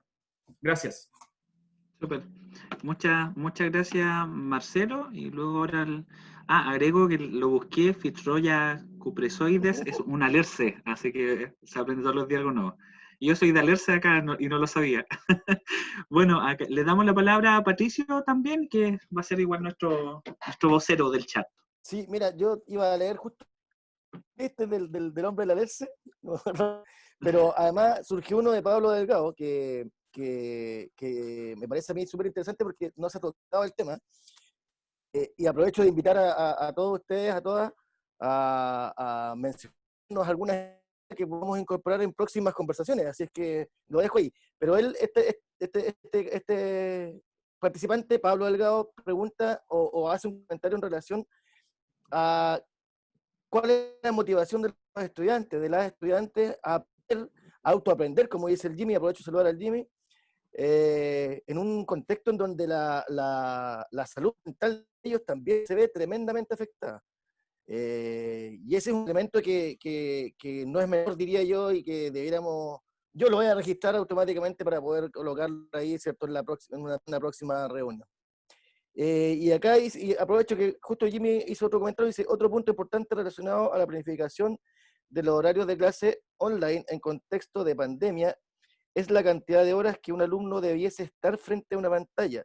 Desde la comunidad pediátrica se recomienda que en menores de edad no superase las 2 horas continuas. Eso es el comentario que iba a hacer yo. Muchas gracias. Súper, muchas gracias, Patricio. Entonces damos la ronda a nuestros colegas expositores. Jessica igual puede nuevamente tener el poder de quien diga quién parte. ¿No se te escucha, Jessica? Está en mute. Cambiamos Sí. el orden entonces de los factores. Este no va a entrar el producto. ¿Nicole? ¿Se escucha? Sí. Sí, súper. Bueno, no te vayas tanto de las preguntas o de algunas inquietudes también y de algunos temas que se han planteado tanto en el chat, en Facebook y aquí. Y voy a tratar también de ir dando quizás algunas apreciaciones en torno a aquellas consultas que surgen. En cuanto a lo que es las estrategias metodológicas más utilizadas para lograr la enseñanza de la historia y los principales desafíos que también tenemos en torno al retorno eventual, ya sea, bueno, este año al parecer parece que ya no vendría un retorno, pero quizás ya pensando en próximo año posiblemente. Y acá, bueno, dentro de las estrategias metodológicas, lógicamente que ya lo habíamos mencionado, digamos, en las intervenciones que hicimos los tres anteriormente, y tomo también varios de los puntos que mencionaba en este caso el colega también Juan Pablo, respecto de que sabemos que hoy en día, ¿cierto? Lógicamente, el tema del acceso precisamente a estas plataformas virtuales no es algo democrático. Por ende, ahí ya encontramos una primera gran dificultad en el fondo para poder implementar estrategias que lleguen precisamente a todos nuestros y nuestras estudiantes en particular.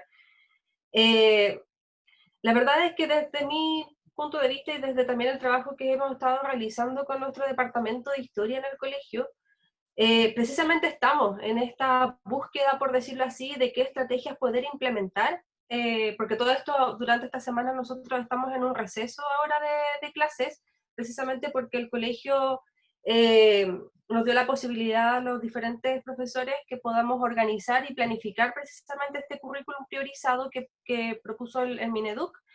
Y bueno, están haciendo talleres en el colegio, digamos, durante estas 2 semanas. Por ende, estamos precisamente en esta búsqueda de qué estrategias metodológicas podemos utilizar. Bueno, quizás uno de los temas que se podría considerar, bueno, es el uso del texto, y que de hecho eso es la propuesta que viene desde el Mineduc y que obviamente el colegio también ha considerado, y nosotros como profesores también. Pero a la vez también hemos pensado, por ejemplo, en cómo poder utilizar las diferentes herramientas tecnológicas, aún entendiendo que no todos pueden acceder a eso, pero que son de más fácil acceso también a los estudiantes. Por ejemplo, nosotros sabemos que muchos de ellos utilizan algunas herramientas, bueno, como redes sociales, por ejemplo, y que de hecho son muy tecnológicos en ese sentido. Por lo tanto, quizás darle una vuelta también a cómo podemos trabajar con esas redes sociales en particular. Algunas otras estrategias, por ejemplo, también hemos pensado en ir fomentando mucho más en nuestros estudiantes todo lo que tiene que ver con una de las habilidades propias también de la asignatura, que es el tema de fomentar el pensamiento crítico en base también a lo que estamos viviendo hoy en día. Y la verdad es que honestamente no podría hacer como un listado completo de qué estrategias metodológicas utilizar, porque la verdad es que es un tanto complejo poder pensarlo. Y por lo tanto, presentamos muchos desafíos también a futuro. O sea, primero, el pensar en cómo poder, no sé si nivelar es la palabra, pero sí cómo podemos al regreso establecer, digamos, lineamientos para que nuestros estudiantes, lógicamente, puedan retomar este proceso que ha estado truncado durante estos meses de confinamiento. Yo creo que también otro desafío súper importante va a ser el darle mayor valor a lo que es el proceso formativo propiamente tal de nuestros estudiantes. En ocasiones, por ejemplo, yo me encontraba también con algunas observaciones que hacían algunos apoderados que, lógicamente, estamos envueltos en un sistema que siempre nos exige notas. Habían apoderados que me decían, pero profe, ¿qué va a pasar con el NEM de mi hija, por ejemplo? Pensando que estoy haciendo clases en enseñanza media.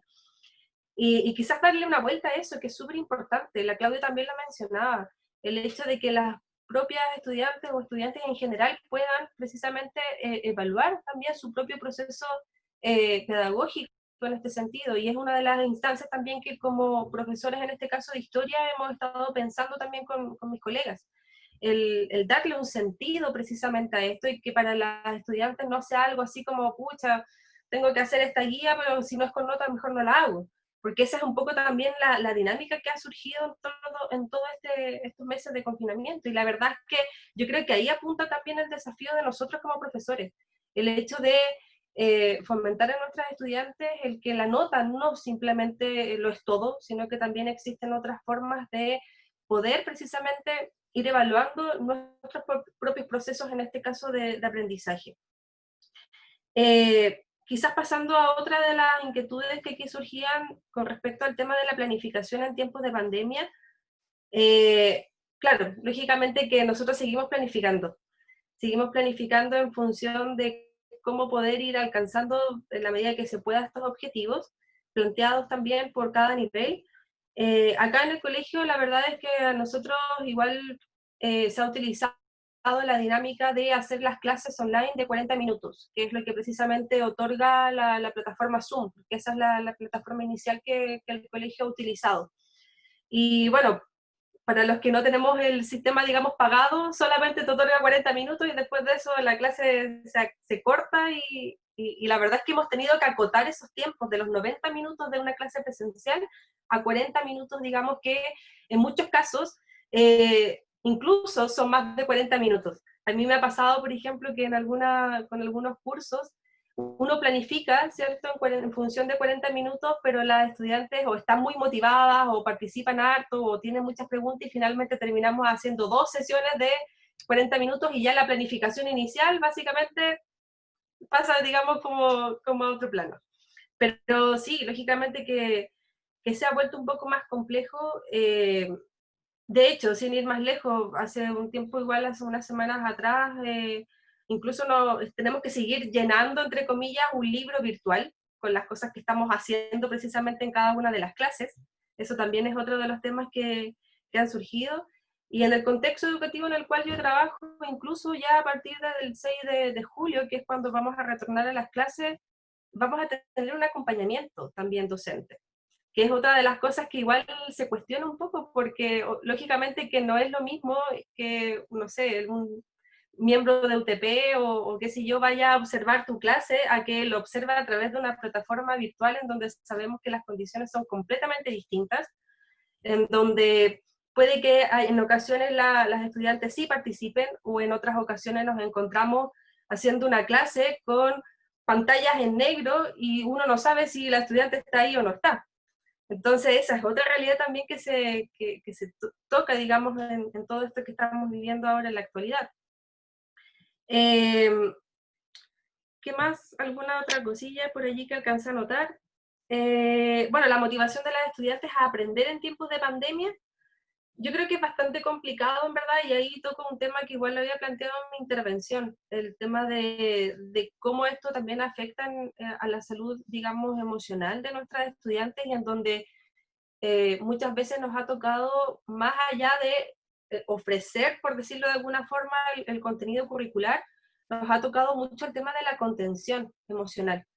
En particular, y como lo mencionaba también en mi intervención, yo soy profesora jefe, a veces me llegan mensajes también de las estudiantes comentándome algunas situaciones que viven de manera particular, algunas incluso, por ejemplo, últimamente solicitando poder acceder, digamos, a alguna ayuda de la psicóloga del colegio, por ejemplo, algunas también comentándome situaciones que se han tenido que someter precisamente a este examen para saber si tienen el COVID o no.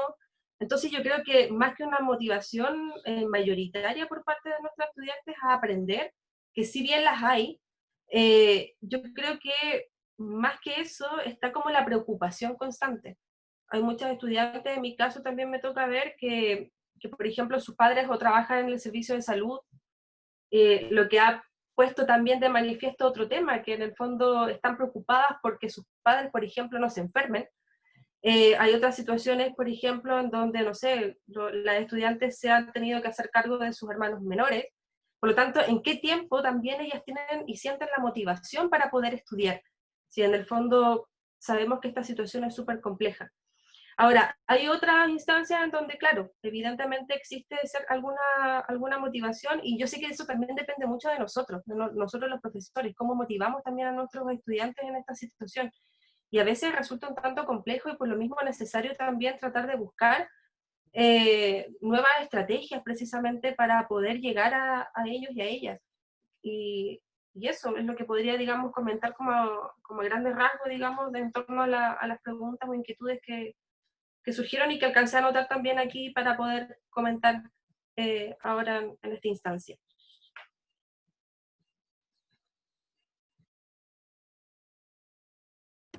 ¿Puedo? ¿Acá? Gracias, Nicole. Bueno, quería compartir un poquito,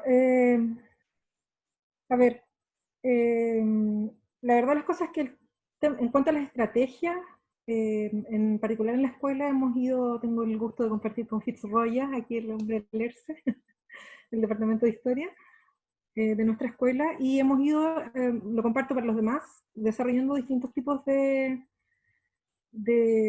estrategias hasta llegar finalmente al libro, que como varios han mencionado aquí, es la herramienta que en este momento permite acceder a todos a la misma información, estén o no estén conectados, digamos. nosotros lo que hemos ido modificando ha sido el formato de la manera en que se plantea o que se baja la información hacia las familias. Y en la actualidad estamos funcionando con una especie de instructivo que también se institucionalizó, es decir, al principio cada profesor elaboraba su guía, su material propio, lo enviaba a la unidad técnica lo revisaba, lo enviaba a los profesores y los profesores lo replicábamos hacia la familia. Luego se fue unificando el formato de manera que fuera más fácil la lectura para ellos, y en la actualidad funcionamos con un sistema como de instructivo, en realidad donde va inserto el objetivo, el tema, las páginas del texto, todo separado punto por punto y como instrucción, es decir, para tal acción o tal objetivo, tal tarea, de esta manera, digamos. ¿Ya? Y nosotros lo que hacemos después de revisar la actividad de cada uno de los chicos es, le enviamos la corrección personal y adjuntamos la pauta de corrección ideal, digamos, con la que nosotros elaboramos inicialmente nuestro instrumento. Pero como bien dicen por ahí, que como bien decía Nicole, eso no nos asegura que efectivamente se esté logrando un aprendizaje, y eso solamente lo podemos verificar en la medida que mantenemos un contacto telefónico con los niños, o a través del WhatsApp, o en una conversación de tipo más informal. Ha sido bien pesada esa parte del trabajo porque, claro, los niños no entienden por qué estando en la casa tienen que hacer tareas, y ahí es donde uno tiene que empezar a hilar un poco más fino y a hablarles de las otras motivaciones que tienen que ver con la escuela. No sé, Jimmy, si aclaro tu situación, o sea, tu consulta en ese punto. Respecto a lo que planteaba, yo no alcancé a notar todas las preguntas que hicieron ahí, pero respecto a lo que planteaba Marcelo, yo sí creo que es necesario un currículum de emergencia. La otra forma que se está presentando, creo que, y aquí voy a poner un poco mi opinión personal, siento que el Ministerio iba actuando sobre decisiones que no han querido tomar en el fondo. Es como sacándole el cuerpo a la jeringa, por no decir otra parte, y han evadido, creo que sistemáticamente, el asumir que este año no es un año normal. Ya desde el año pasado que vienen así como diluyendo un poco el tema, y creo que definitivamente la decisión hoy día está por sentarse a la mesa, porque incluso aquellos países en que se ha vuelto a las clases, tampoco ha vuelto toda la población a las clases. Yo conozco el caso particular de Alemania, donde se volvieron a clases, pero ¿quiénes volvieron a clases? Solamente aquellos hijos de personas que trabajan en actividades prioritarias para el desarrollo de la nación, del Estado. Nadie más ha vuelto a clases, los demás no pueden volver a clases. ¿Se fijan? Entonces uno dice, en Alemania volvieron a clase, en Francia volvieron a clase, pero ¿quiénes volvieron a clase? ¿Ya? ¿Y en qué condiciones volvieron a clase? Entonces, si nos comparamos, debiéramos tratar de, digamos, compararnos sobre la base de iguales, y ahí no tenemos mucho más que hacer. Creo que es imprescindible que se plantee la situación como de cero, que se arme un nuevo, o sea, yo creo que me entienden cuando digo de cero, ¿cierto? No es de la nada, es volver atrás y decir, ok, estamos en un punto donde es necesario tomar decisiones que sean efectivas y que sean eficientes, y no seguir tratando de salvar la situación, porque no estamos salvando nada, a mi juicio. Y respecto a las horas sentadas frente al computador, así como parecen los niños, en lo personal, creo que una de las cosas que más me ha costado es estar desde las 8:30 de la mañana. Hoy día ya me hice un horario, pero en un principio con esta necesidad de tratar de mantener a todos los niños conectados, de contactarnos con las familias, con los niños, las niñas, etc., fueron horas maratónicas. Yo creo que fácil, uno no miente si dice 20 horas al día conectado al computador, con un dolor brutal de espalda, etcétera, etcétera, solo por tratar de estar. Cosa que tampoco es tan efectiva y tan eficiente, porque no se traduce en los resultados que nosotros podríamos esperar. Hoy día ya me he aprendido a organizar, creo que los colegas también lo estamos haciendo, no soy la única que está en esto, y creo que todos hemos padecido un poco de lo mismo. Eso es lo que escucha. Lamentablemente no noté más preguntas, pero eso es lo que puedo comentar respecto a lo que se anota. Súper, muchas gracias Claudia.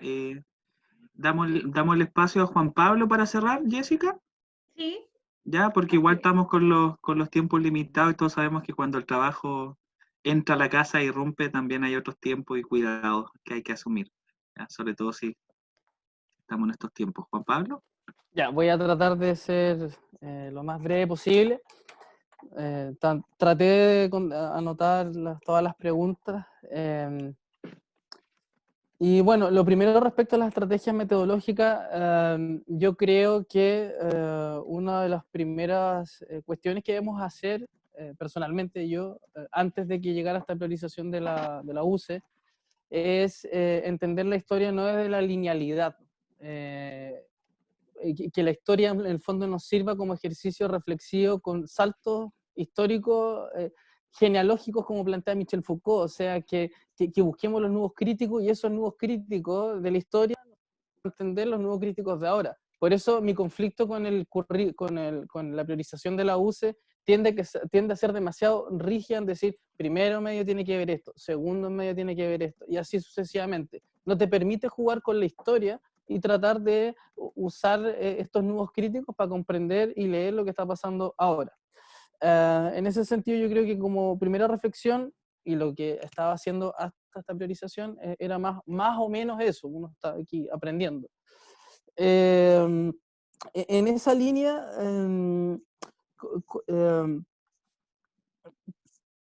la clase, ¿qué tipo de estrategias usamos?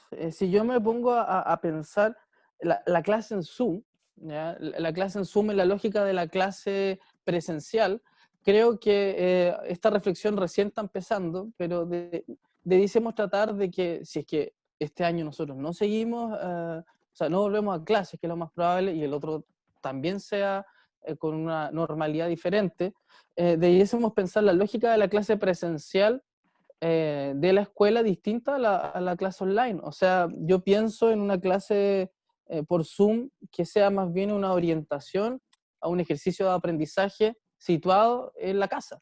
O sea, por ejemplo, que se pueda aprender con el entorno que se tiene. Sabemos que los contextos son complejos, son difíciles, pero son los contextos con los que los estudiantes están hoy. No están en la escuela, están en la casa. Entonces, mantener el formato, digamos, calcado, copiado de la clase que nosotros generalmente hacemos en la escuela, con la que hacemos desde la casa y a través de los computadores, creo que debiésemos repensarlo y debiésemos ver cómo podemos jugar con ¿cómo se llama?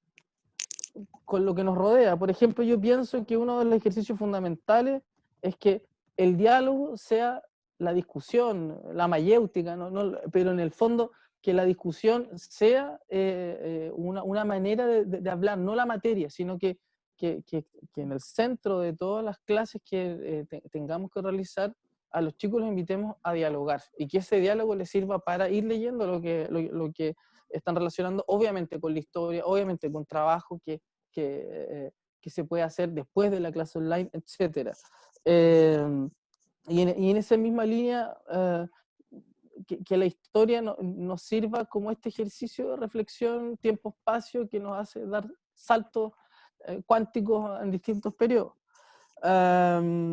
Eso lo pienso por un lado. Por ejemplo, no sé,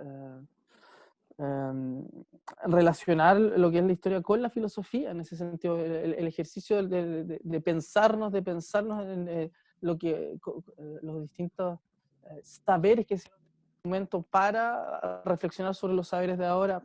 En fin, yo creo que hay un espacio muy abierto para eso.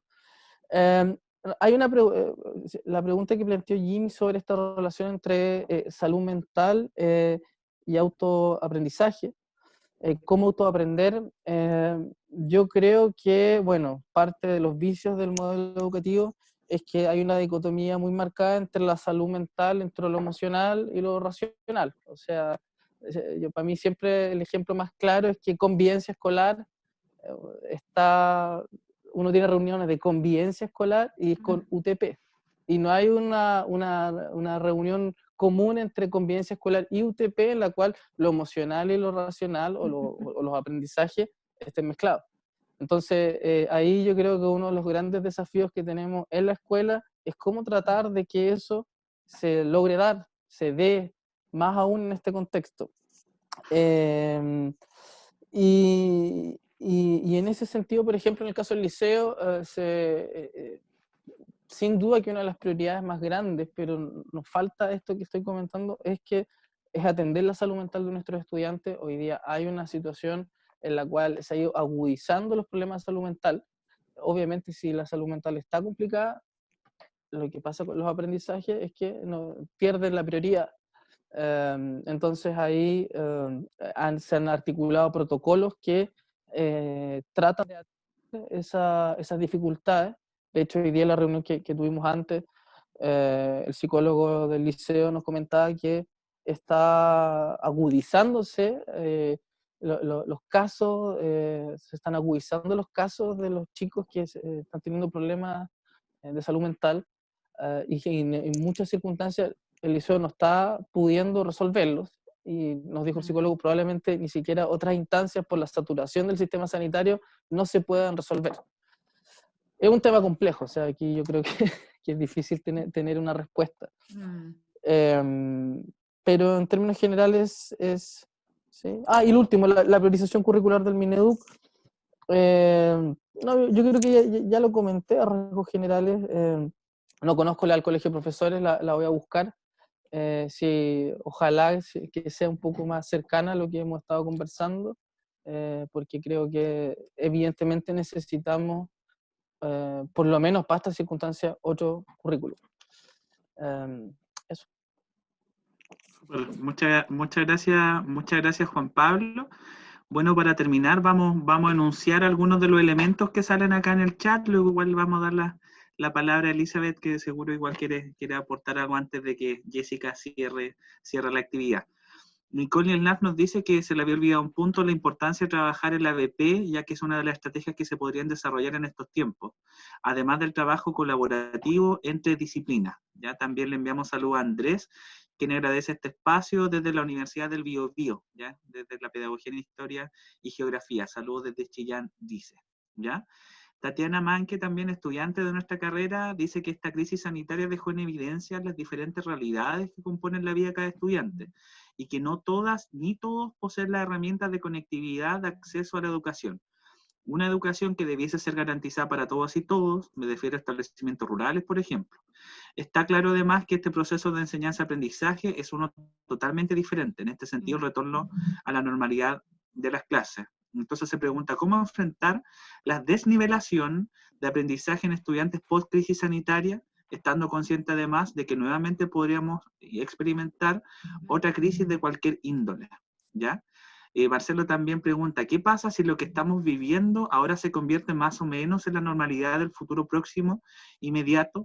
No quiero parecer pesimista, pero creo que debemos hacernos este tipo de preguntas para encontrar nuevas respuestas, ¿ya? Claudia también nos señala que uno de los aspectos que se debiera considerar en nuestro nuevo plan es la integración del conocimiento, no su desagregación, a partir de la realización de trabajos interdisciplinarios, tal como comentaba Nicole también, ¿ya? Jorge precisamente indica que el Mineduc lo que está recomendando como estrategia de aprendizaje es muy similar al ABP también. Jimmy nos indica que probablemente no alcancemos a dialogar sobre este punto, pero lo plantea. ¿Cuáles serían las mejores estrategias para asegurar el aprendizaje reflexivo y crítico en los estudiantes de la asignatura de historia? Ya relevando lo disciplinar también aquí en la discusión. Lo menciono porque al trabajar con los insumos y libros de texto se priorizan las evidencias escritas. ¿No sería mejor trabajar con audios que enuncien el diálogo respecto a la interrogante o contenidos planteados? Lo menciono porque he escuchado a los apoderados que abiertamente han señalado que ellos le hacen las tareas a su hijo y que el sistema de evidencia escrita permite este tipo de vicios. Ya Marcelo también nos ha dejado otro en el link. Y finalmente, Claudia Guarda nos dice que de seguro respecto a la ABP es súper efectiva en ciertos colegios y escuelas donde esa estrategia ya está instalada, pero hay otros que carecen de esta práctica, así que quedan muchos temas abiertos, y así que evidentemente ahí Jessica hará el cierre. Elizabeth, y cerramos con Jessica.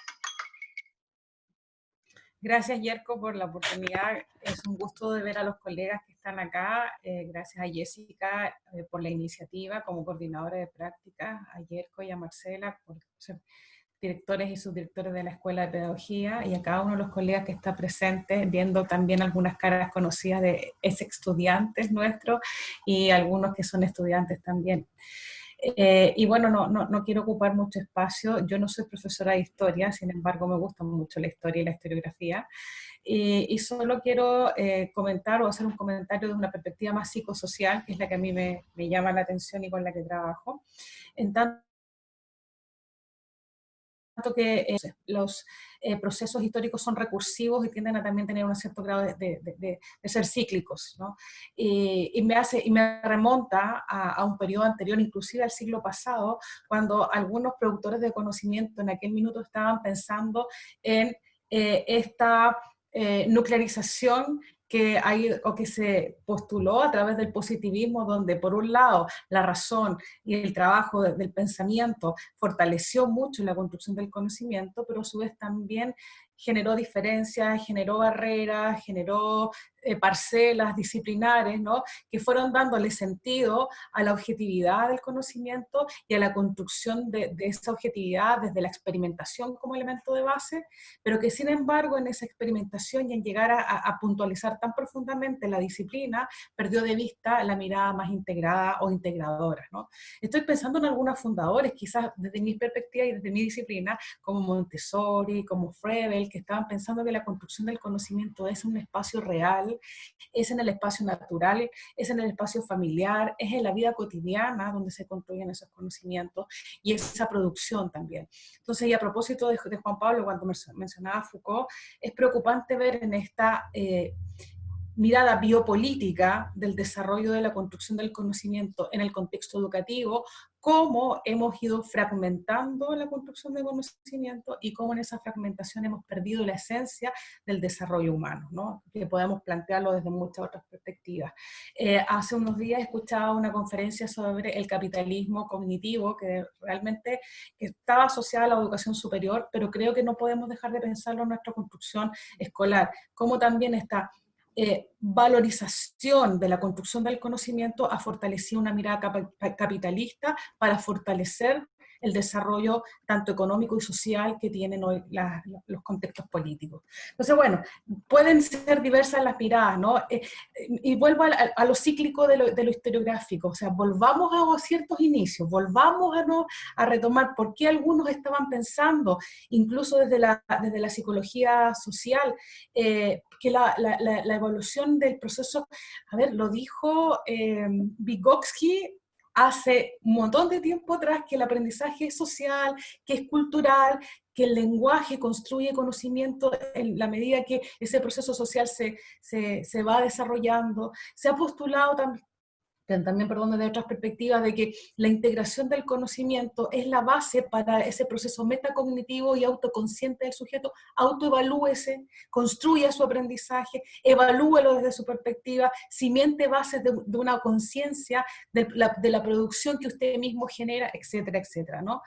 Y entiendo, a propósito de todo lo que hemos conversado, que hay un llamado importante y qué bueno este proceso de conversarnos en conjunto, porque algo nos está diciendo que el currículum a lo mejor que ya se venía pensando cambiar hace mucho tiempo, desde una mirada mucho más constructiva. El constructivismo ha hecho un aporte significativo en eso, en algunos aspectos. Pero ¿qué ha pasado? Vino una pandemia, vino una crisis social, ¿qué nos vino a decir lo que hay que modificar? Y, por lo que decía uno de los colegas, ¿no será que el futuro, estoy pensando en las novelas ya futuristas o en esos bestsellers futuristas, ¿no será que el futuro se viene desde esta lógica y tenemos que pensar en una lógica mucho más diluida, no tan concreta, más flexible, con más cambios, menos posible de que sea tangible o que sea certera, sino que más de la certeza tenemos más incertezas, que más que certidumbres tenemos incertidumbres, es de donde la incertidumbre está, ¿no? No quiero con esto situar una perspectiva, quiero solo más que nada desafiar, ¿no? Y ponernos ahí en esa mirada de cómo pensarnos ahora en una, como decía la colega, en el aprendizaje basado en el problema que tiene la familia para saber quién se queda con el hermano, en el problema que tienen porque los papás van a trabajar, ¿no? O sea, en el problema real de vida cotidiana, ¿no? De los espacios de relación social, de donde estamos, de donde nos vivimos, de donde somos, en el problema que la persona que tiene que la familia está enferma, no tienen alimentación, etcétera, ¿no? En esos espacios de vida cotidiana donde somos sujetos. Y ya con esto quiero cerrar, y gracias por la palabra, perdón perdón, a los que ya me conocen saben que a veces me tomo el micrófono. Y a propósito de varios que me conocen aquí, justamente porque la convivencia escolar no sea un logo más del sistema educativo o no sea un compromiso más con la OCDE, porque los colegios deben desarrollarla, sino que la convivencia escolar está situada en ese proceso de tener voz, tener posicionamiento crítico. Los objetivos transversales están en el currículum del año 2002, que se están postulando, inclusive desde el 97 con Frey se estaba proponiendo la transversalidad en el currículum para pensar en el sujeto que se autoconoce, que conoce su entorno, que tiene una relación con el medio ambiente, pero estamos en el 2020 y estamos diciendo, uy, tenemos que pensar que somos sujetos emocionales y que sentimos, y tenemos que pensar que somos sujetos que convivimos, y tenemos que hacer reuniones de convivencia, que parece que están dedicadas solo a los encargados de convivencia y al equipo que produce ciertas actividades para eso. Bueno, no quiero alargarme más, solo gracias colegas, hay más interrogantes que certeza y se agradece eso y qué bueno que podamos seguir conversando. Yo les agradezco que me hayan invitado, a mí esto me vivifica mucho, no estoy en un proceso familiar muy bueno en este minuto a propósito de las inquietudes personales, sin embargo he querido participar porque me interesa mucho el trabajo y agradecer sobre todo a quienes están aquí. Un cariño para todos y muchas gracias. Muchas gracias, Elizabeth. Cierra nomás, Gigi. Sí, y yo, claro, no me queda ni medio minuto, así que solo agradecer y plantear que aquí nos queda un derrotero largo para poder conversar juntos. Me encanta la palabra conversar. Entrar en el verso es como danzar.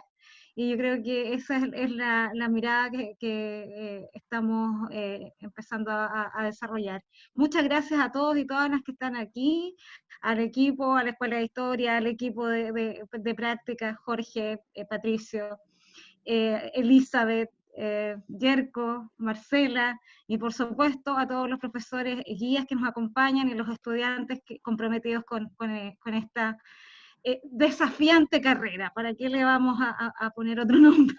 Muchas gracias a todos y todas. Gracias. Chao. Nos vemos. Muchas gracias por la invitación, que estén bien.